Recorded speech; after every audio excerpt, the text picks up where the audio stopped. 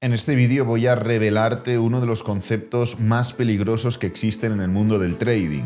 La mayoría lo ejecuta mal y pierde dinero. Sin embargo, a mí fue uno de los puntos que hace 10 años me permitió pasar de trader perdedor a trader rentable. Para empezar, me gustaría saber cuántas veces te ha ocurrido algo como esto. Estás analizando un gráfico, ves que el precio llega a una zona de valor y en el momento en el cual tu estrategia te lo indica, ejecutas un trade. Pones el stop loss donde te indica la estrategia y pese a que el precio toma la dirección que esperabas, rápidamente te saca saltando tu stop loss antes de ir directamente hacia tu take profit. Se trata de una de las situaciones que más rabia da en el mundo del trading, porque de lo más complicado que existe es el hecho de acertar si el precio tomará una dirección o si tomará otra. Y el hecho de saber que el precio subirá o que el precio caerá, como ha sido el ejemplo del trade anterior, pero aún así perder dinero, es realmente frustrante. Y la culpa de todo esto tiene nombre y apellidos. Se llama stop loss. Un stop loss, como su traducción del inglés indica, es una herramienta que la mayoría de traders utiliza para limitar las pérdidas cuando ejecuta una operación. Imagínate que analizas el gráfico y consideras que el precio, después de formar un movimiento correctivo, seguirá subiendo. Así que lo que haces es comprar, pero no te limitas a comprar. Sitúas un stop loss porque en el caso que el precio tome la dirección opuesta a la que tú esperabas e inicie un movimiento más bajista, no pierdas toda tu cuenta, simplemente limites la pérdida a lo que tú consideres que quieres o que puedes perder. Hay gente que pone su stop loss en base a un nivel de Fibonacci, gente que lo pone en base a un Fair Value Gap y gente que, entre infinitas otras posibilidades, lo pone en base a un nivel de máximos o mínimos anteriores. El tema es que el stop loss no solo se utiliza para limitar las pérdidas, también se utiliza para que en el momento en el cual el precio toma una dirección opuesta a la que tú esperabas y lo hace de forma continua, entiendas que las probabilidades de éxito son tan bajas que es mejor dejar de arriesgar dinero. Por ejemplo, siguiendo con el caso que hemos puesto anteriormente, cuando el precio forma un impulso, mucha gente espera el pullback. ¿Para qué? Para ejecutar una orden de compra y que el precio pueda continuar. Sin embargo, no solo pones un stop loss, por ejemplo, en este nivel de aquí, stop loss para limitar tus pérdidas al 1% de tu cuenta, o al 2, o al 3, o al 0,5. También lo pones porque entiendes que si el precio ataca esta zona de aquí, las probabilidades de que haga esto, que es lo que tú esperabas, son muy bajas. Entonces, tú le das un espacio X, que podríamos hablar de espacio de volatilidad.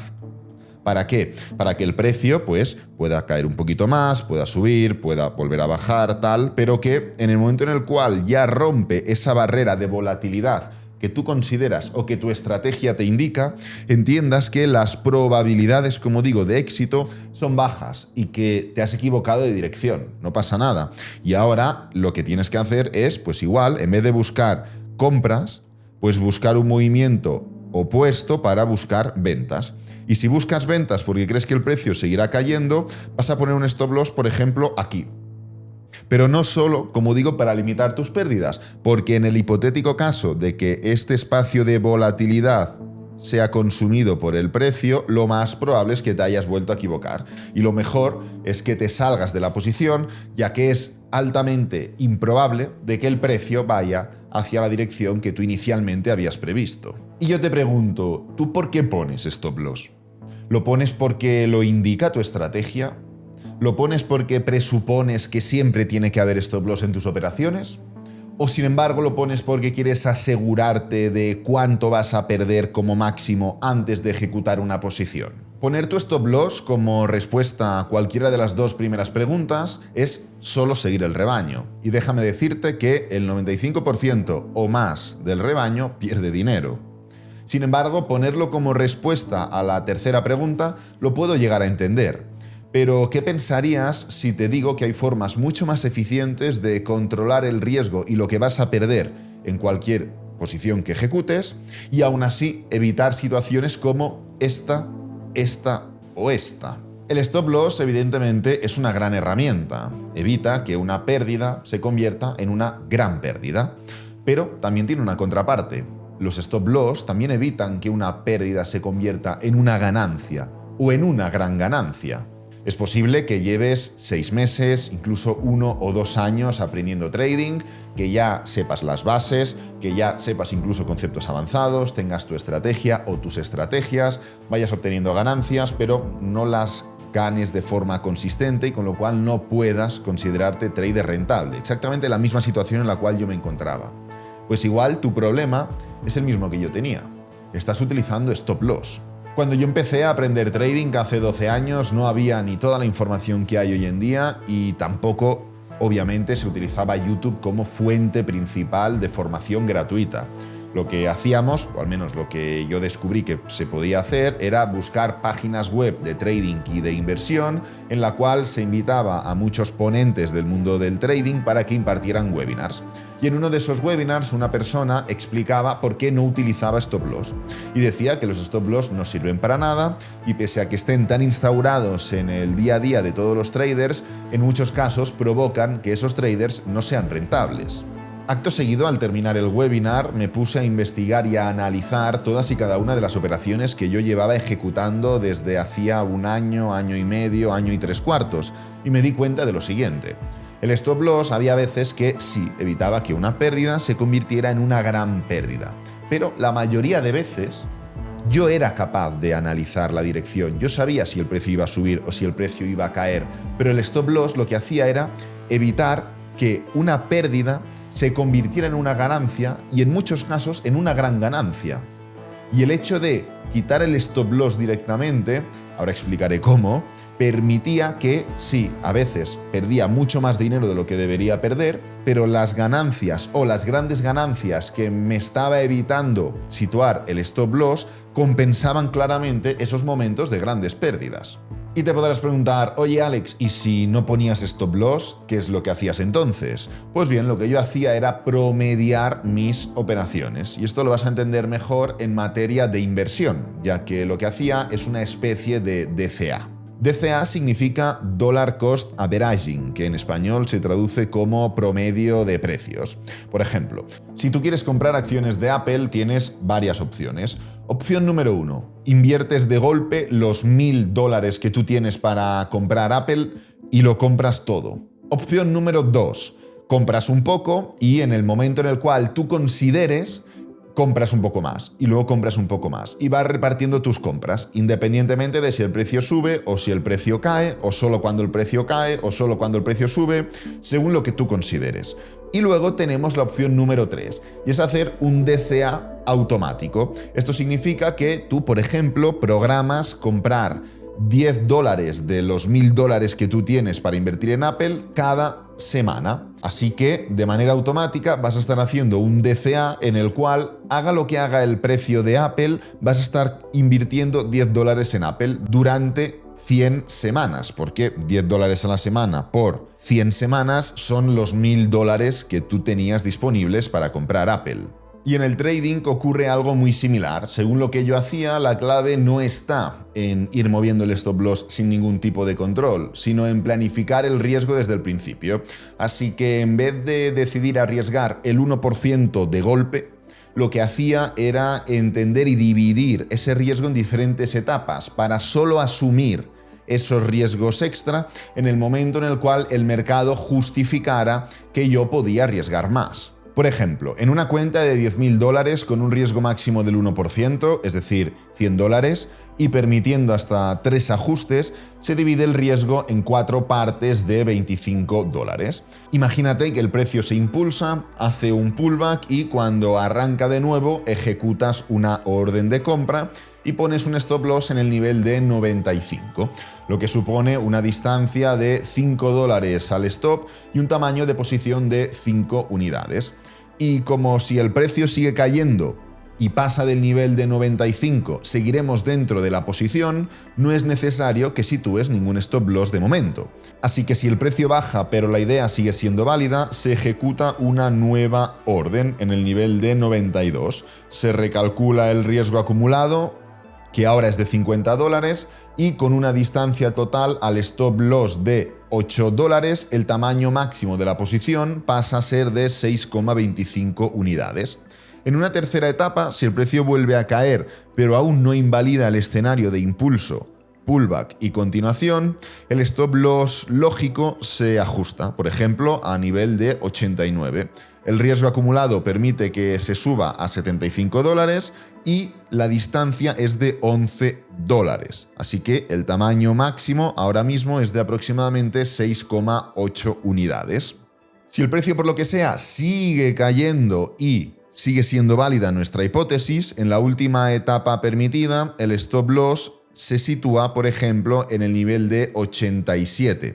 La distancia total es de $13, el riesgo alcanzado ya es de $100, que es el 1% de nuestra cuenta, y el tamaño final es de unas 7,7 unidades. A partir de este punto, el stop loss ya sí que lo tenemos que dejar fijo, no lo vamos a mover y la orden va a quedar situada en el mercado, ya que si el precio alcanza ese nivel, se cierra todo lo que hemos estado acumulando. Y voy a ponerte un ejemplo muy básico por si no has entendido el ejemplo anterior. Aquí lo que estamos viendo es un movimiento impulsivo, perfecto, luego vemos una pequeña corrección, perfecto, y a partir de aquí el precio continúa, ¿no? Si nosotros entendemos que esto es una tendencia alcista, por ejemplo, y decimos, oye, mira, esto es una tendencia alcista, aquí tenemos un impulso, rompe máximos, luego un pullback, mínimos crecientes, ahora una continuación, nuevamente máximos crecientes, tal, vamos a intentar unirnos a esta tendencia. Evidentemente nadie dice voy a comprar ahora cuando el precio está en plena fase impulsiva. ¿A qué esperas? Esperas a que se forme un movimiento correctivo y una continuación. Y antes de que el precio vuelva a continuar, tú ejecutas órdenes de compra para unirte a esa tendencia. Muy bien, pues vamos a seguir viendo cómo se desarrolla este movimiento. Estamos en plena fase impulsiva de nuevo y en el momento en el cual vemos que el precio inicia una estructura correctiva, como es el caso actual, cada uno enciende su estrategia. ¿Qué significa enciende su estrategia? Habrá gente que busque Fair Value Gaps, es decir, habrá gente que se ponga a meterse por aquí, vale, yo aquí veo un Fair Value Gap, yo quiero comprar aquí, habrá otro que diga, yo quiero un Fair Value Gap, yo voy a meterme por aquí, habrá otro que busque un Fair Value Gap mucho más agresivo, aquí hay otro Fair Value Gap, yo me espero por aquí, bueno, pues cada uno su Fair Value Gap, pero hay varios. Habrá gente que diga medias móviles, oye, pues yo uso la de 50, pues pasa por un sitio. Otro usa la de 200, pasa por otro. Otro usa la de 100, pasa por otro. Bueno, hay varias, pero siguen siendo medias móviles. Habrá otro que diga yo soportes y resistencias, pero claro, aquí hay una zona que podemos tener en cuenta, aquí hay otra zona que podemos tener en cuenta, aquí hay otra zona que podemos tener en cuenta, ¿no? Soportes y resistencias, pero hay muchas zonas. Y habrá gente que utilice Fibonacci. Pues bueno, niveles de Fibonacci, vamos a lanzar Fibonacci desde el mínimo del impulso hasta el máximo. ¿Qué ocurre con Fibonacci? ¿Cuál es el nivel? Hay muchos niveles también. Claro, dentro de una misma teoría, dentro de una misma forma o fórmula o estrategia en general, hay diferentes zonas que siguen siendo válidas. Es decir, Fair Value Gaps tiene diferentes, soportes y resistencias tiene diferentes, medias móviles tiene diferentes y Fibonacci tiene diferentes. ¿Qué ocurre? Si avanzas un poco y en el momento en el cual el precio llega a este primer nivel de Fibonacci, tú ya compras. Perfecto, compras aquí, porque te lo dice tu estrategia. En un tercio compras. Claro, ¿dónde pones el stop loss? Lo tienes que poner por debajo del siguiente nivel, por debajo del otro, donde diga tu estrategia, pero puedes iniciar una continuación o el precio puede iniciar una continuación desde este nivel de aquí. ¿Qué ocurre? Que el precio, pues, como no, continúa cayendo. Y después de caer un poquito más, parece que vuelve a desacelerar y vuelve a arrancar. Pues es que el precio también puede arrancar desde esta zona de aquí. Pero, ¿qué ocurre? El precio, en vez de continuar y arrancar, cae aún más y sigue rompiendo niveles de Fibonacci. Y desde estos otros niveles parece que vuelve a desacelerar y que incluso también vuelve a arrancar. ¿Qué ocurre? Que el precio puede arrancar también desde estos niveles de aquí, pero como ya estamos viendo porque se ha anticipado la vela, el precio vuelve a caer y vuelve a formar un movimiento bajista. ¿Qué significa? Que es que aún seguimos dentro de todo el abanico de niveles que en este caso Fibonacci nos plantea, igual que nos los plantean los Fair Value Gaps, soportes y resistencias o medias móviles. Y fíjate cómo de nuevo el precio llega a otro nivel válido y vuelve a arrancar. Pero en vez de continuar realmente, vuelve a fallar y se vuelve a ir para abajo. Y desde otros niveles vuelve a formar, o desde una zona distinta, mismo nivel pero zona distinta, parece que el precio vuelve a formar un nuevo movimiento, desacelera y fíjate cómo vuelve a arrancar desde este nivel.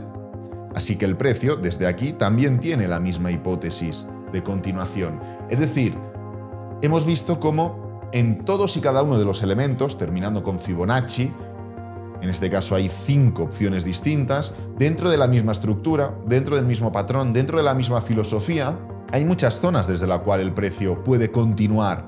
Hay muchas zonas desde la cual el precio puede cumplir nuestra previsión de análisis, que es de subir, pero aún así seguir cayendo antes de formar ese movimiento impulsivo. Pues lo que yo estuve haciendo durante mucho tiempo es, vale, yo sé analizar, yo sé que el precio lo más probable es que suba, dentro incluso del movimiento que acabo de enseñar, pero no me la quiero jugar toda una. En un nivel de Fibonacci compraré y el stop loss inicial rondará una zona, pero no voy a salirme en esa zona, es simplemente un cálculo mental o un cálculo de tamaño de posición. Si el precio llega a esa zona y se mantiene la hipótesis, volveré a comprar. Si baja más, volveré a comprar y si baja más, volveré a comprar. En ningún momento tengo un stop loss ubicado, solamente utilizo un número general para calcular un tamaño de posición, porque lo que no voy a hacer es arriesgar más del 1%. Pero no me lo juego todo en la primera carta, porque sé que el precio, pese a que vaya hacia la dirección que yo espero, puede dilatar más el movimiento, puede buscar otras zonas que yo no estoy valorando, aunque formen parte de la misma hipótesis. Y esto, precisamente, algo tan arriesgado, fue lo que me permitió pasar de no terminar de ser rentable a ser rentable de manera consistente. Me permitió pasar de que muchas operaciones, sí, evitaban grandes pérdidas, pero la mayoría de las veces lo que estaban haciendo es evitar grandes ganancias, porque yo sabía cuál iba a ser la dirección, simplemente tenía que ser un poco más permisivo. Fui creciendo como trader, fui formándome más y fui viendo que dedicaba demasiadas horas a estar delante de la pantalla a gestionar mis posiciones, utilizando un método que sí, me había hecho rentable de verdad, pero que, además de ser mejorable, no se adaptaba al 100% a mí, porque era demasiado arriesgado, me obligaba a estar mucho tiempo delante de la pantalla y yo prefería ganar poco pero seguro que ganar mucho pero arriesgado, que es lo que estaba haciendo. Así que lo que hice fue pasar de promediar trades a ampliar mucho mis stop loss. Esto me daba la tranquilidad que necesitaba, ya que yo ejecutaba la posición cuando mi estrategia me lo indicaba y separaba tanto el stop loss que sabía perfectamente que en el hipotético caso de que el precio alcanzara ese nivel, era muy difícil que en algún momento se recuperara. Por ejemplo, volviendo a la hipótesis anterior, lo que yo hacía era, vale, en el momento en el cual mi estrategia me dice que tengo que comprar, por ejemplo, lo que voy a hacer es comprar. Por ejemplo, el precio llega a este nivel y empieza a arrancar. Yo voy a comprar. Y en vez de repartir mi compra en diferentes lotes o en vez de utilizar un stop ceñido, que es lo que hacen la mayoría de traders, lo que yo voy a hacer es meter mi stop loss en un nivel muy alejado. ¿Por qué? Pues porque si el precio en algún momento alcanza este nivel, alcanza esta zona, era esta zona de aquí, el nivel de 0,75, es muy complicado que de repente caiga hasta 0,75 de Fibonacci y aún así vuelva a levantarse, como mínimo en base a los conceptos que yo aplicaba para mi estrategia. El punto es que me di cuenta que me dejaba encima de la mesa mucho dinero, que el rentabilidad-riesgo era realmente bajo, ya que a la mínima que podía ejecutaba una posición, sin ningún tipo de miedo, con la tranquilidad, obvio, como he comentado, de que mi stop loss estaba muy alejado. Pero luego el espacio que el precio tenía que recorrer hasta mi take profit era demasiado corto. Es decir, si yo dentro de esta posición que hubiera ejecutado el trade aquí y hubiera puesto el stop loss aquí, quería salirme en una zona segura, como por ejemplo el máximo anterior, mi rentabilidad riesgo era de solo 0,57%.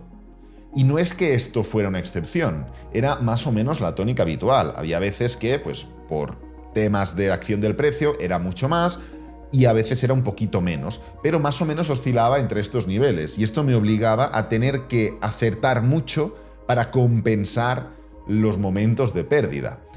Y además, el hecho es que yo ejecutaba muy pronto y el precio tenía aún mucho espacio para seguir cayendo y yo podía, por ejemplo, volver a ejecutar aquí, porque mi estrategia también me indicaba que desde este nivel podía ejecutar.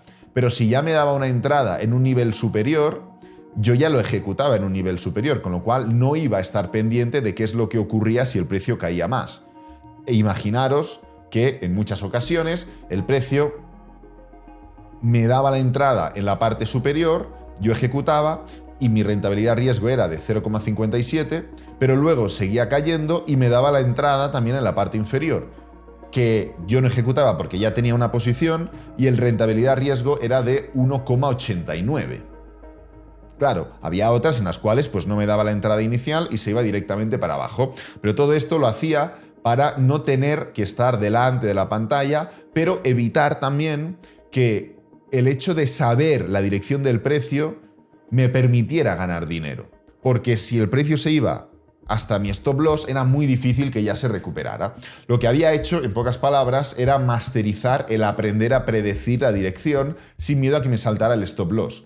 Porque como lo ponía tan lejos, cuando me saltaba es que ya estaba muy equivocado. Pero claro, luego dije, oye, ¿por qué no me focalizo también en ejecutar bien?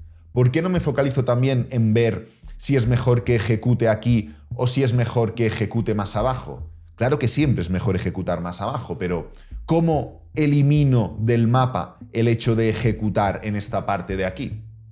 Pues justamente lo hice o lo pude entender y aprender a través de masterizar el ejecutar o a través de masterizar la entrada como tal, no la dirección, que ya la había masterizado, no el stop loss, que ya sabía dónde lo ejecutaba, no el take profit y tal, sino el aprender a masterizar la entrada, ya que me di cuenta de que si era capaz de saber cuándo el precio iba a subir para iniciar un nuevo movimiento a favor de la tendencia, no como volatilidad propia del pullback, sino a favor de la tendencia, podía ganar más, porque esto es volatilidad dentro del propio pullback. Esto también.